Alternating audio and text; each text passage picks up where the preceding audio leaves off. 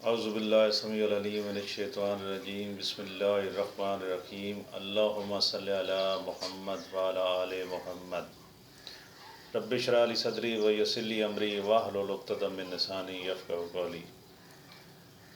جیسے جیسے عید کے دن نزدیک آتے ہیں مردے کیوں روتے ہیں، اور یہ دعا کرتے ہیں کہ کاش کبھی عید نہ آئے۔ عید کا دن خوشی اور مسرت کا ہوتا ہے، بعض اوقات خوشی میں مصروف ہو کر آخرت سے غفلت ہو جاتی ہے۔ زیارت قبور سے آخرت یاد آتی ہے، اس لیے مناسب ہے کچھ مذائقہ نہیں لیکن اس کو لازمی اور ضروری سمجھنا، خواہ یہ التزام عموماً ہی صحیح جس سے دوسرے کو یہ شبہ ہو کہ یہ چیز لازمی اور ضروری ہے، درست نہیں ہے۔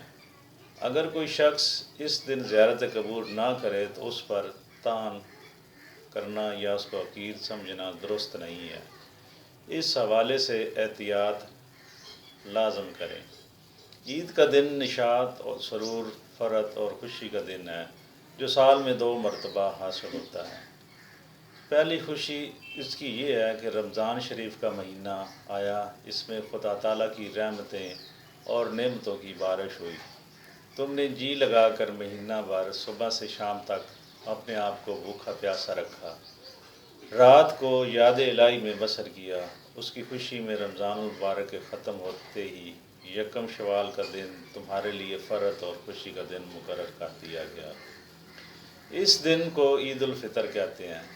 حدیث شریف میں آیا ہے کہ جب عید الفطر کا دن آتا ہے فرشتے راستوں پر کھڑے ہو جاتے ہیں اور آواز لگاتے ہیں، اے مسلمانوں کی جماعت، اپنے رب کریم کی طرف چلو، وہ تمہیں ایک اچھے کام کی توفیق دیتا ہے، پھر اس پر ثواب عظیم عطا فرماتا ہے۔ تمہیں رمضان المبارک کی راتوں میں نماز پڑھنے کا حکم دیا اور تم نے نماز پڑھی، تمہیں دن میں روزے رکھنے کا حکم دیا، تم نے روزے رکھے، تم نے اپنے رب کی حکم کی اطاعت کی، اب اس کا انعام حاصل کرو۔ نماز عید ختم ہو جاتی ہے تو فرشتے آواز لگاتے ہیں، خوش ہو جاؤ کہ تمہارے پروردگار عالم نے تمہاری مغفرت فرما دی، اب تم خوشی خوشی اپنے گھروں کو لوٹ جاؤ۔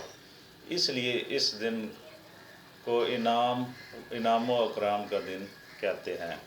جب نبی کریم صلی اللہ علیہ وسلم مکہ مکرمہ سے ہجرت کر کے مدینہ منورہ پہنچے تو اہل مدینہ سال میں 2 میلے کرتے تھے۔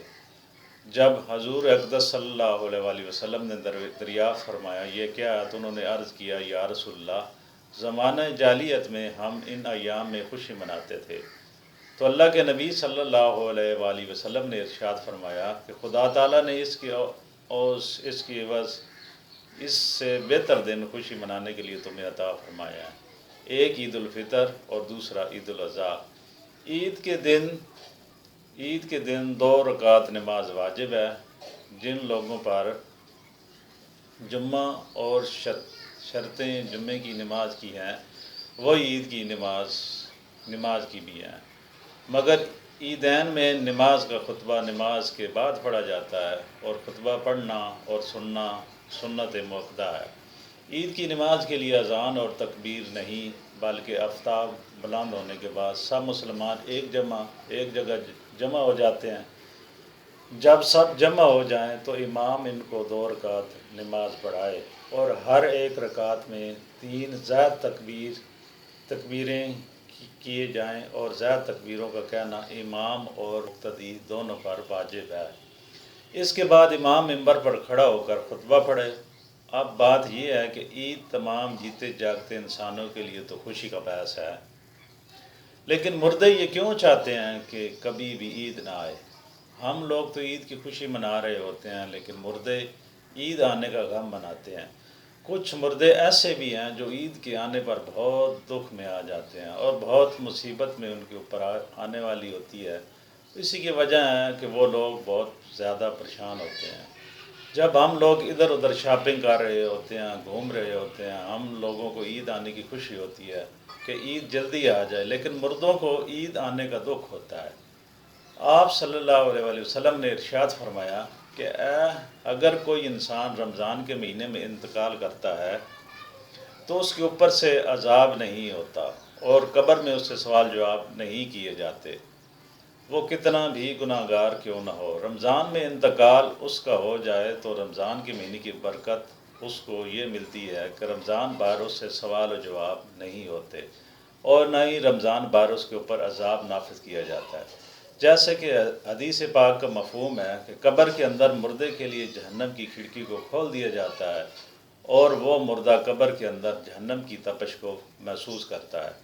تو جو گناہ گار مردے ہوتے ہیں وہ اس طرح جہنم کے عذاب کو اور گرمی کو قبر کے اندر محسوس کرتے ہیں۔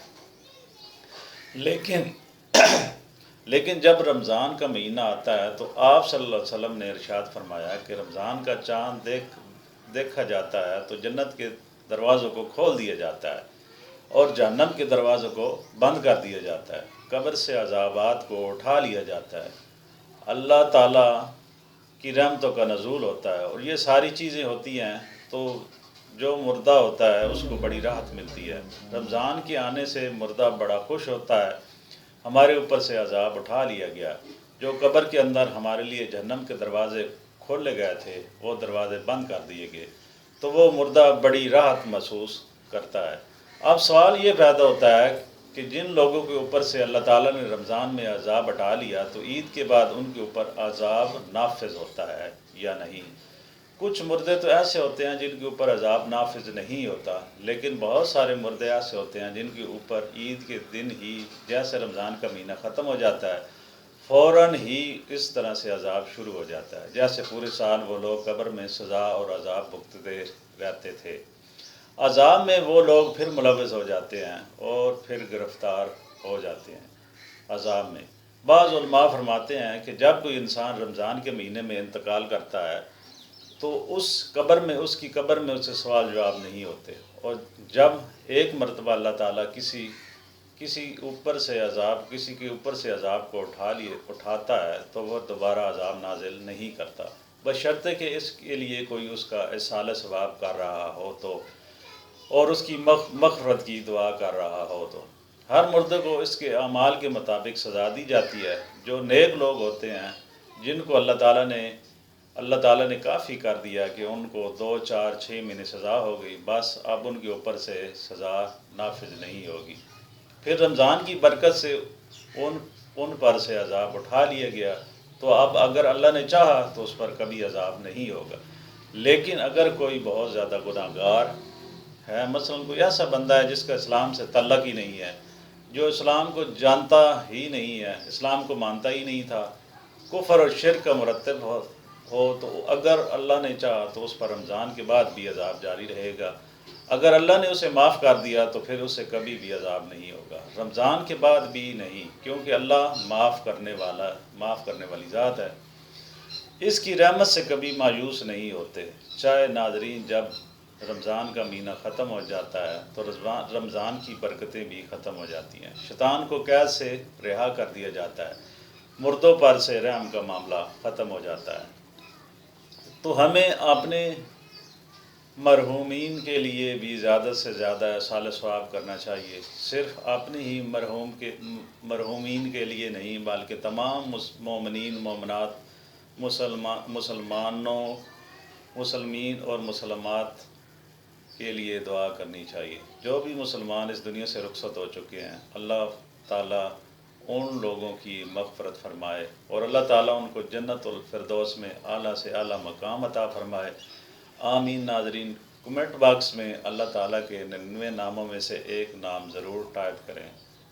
جزاک اللہ۔ اگلی ویڈیو تک مجھے اجازت دیجیے، خدا حافظ۔